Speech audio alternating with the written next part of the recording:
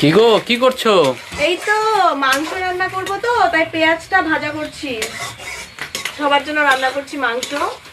লাকড়িতে রান্না করছি জানো, আর লাকড়ির রান্না এত টেস্টি হয়, তাই গ্রামের বাড়িতে আসলেই না লাকড়িতে মাংস রান্না করতে ইচ্ছা করে।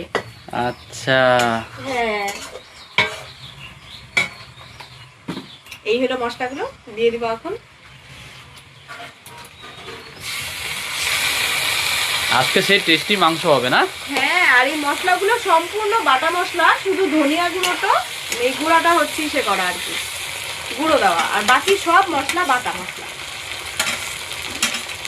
দারুণ হবে রান্না গো। তাই নাকি? আগে বলো না, কিন্তু খারাপ হয়ে যাবে।